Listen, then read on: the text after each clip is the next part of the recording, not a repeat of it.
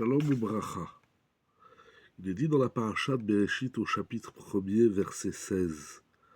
Vayas Elokim et shnei hameorot hagdolim. Dieu a créé, façonné les deux grands luminaires. Et hamaor hagadol et memshelet hayom, le grand luminaire pour dominer le jour, et hamaor hakatan les memshelet halayla, et le petit luminaire pour dominer la nuit, ve'et hakochavim, et les étoiles.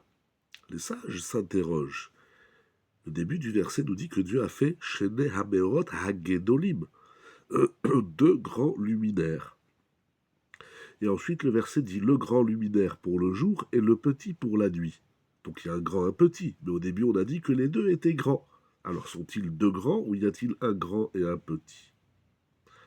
Rashi ramène l'enseignement de nos maîtres qui disent qu'au début, Akadosh Baruch Hu, il a créé deux grands luminaires.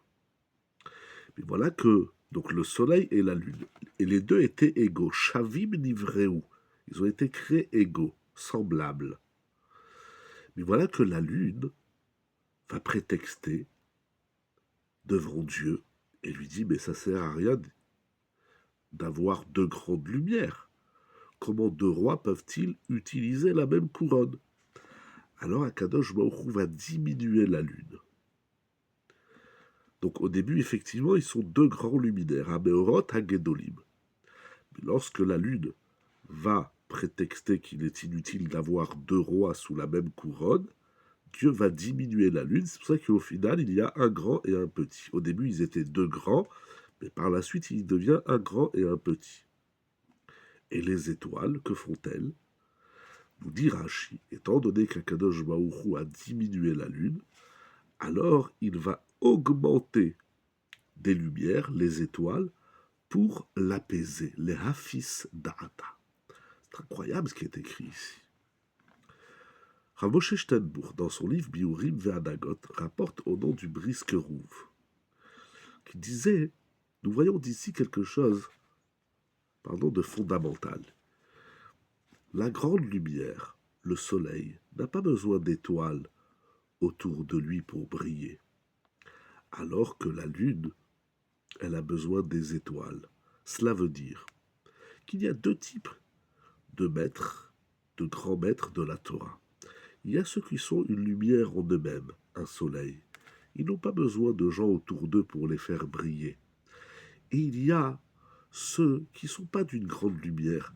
Alors ils ont besoin autour d'eux des gens qui s'occupent, qui leur font leur publicité, comme on dit aujourd'hui, qui leur font leur com, afin de les faire briller. Un vrai gadol, un vrai maître de la Torah, n'a pas besoin d'étoiles autour de lui, parce qu'il est le soleil.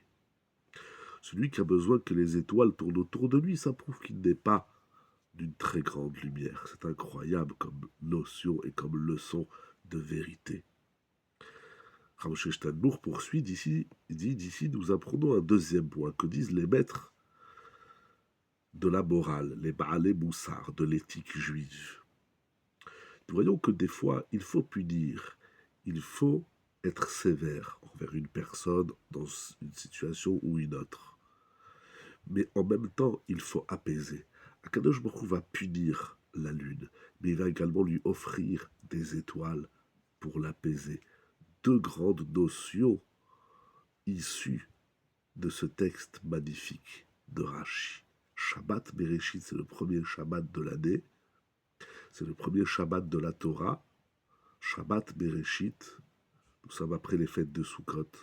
Inspirons-nous encore et encore de notre sainte et belle Torah et de ces messages qui sont toujours d'actualité. La Torah d'un jour, la Torah pour toujours. Shabbat Shalom.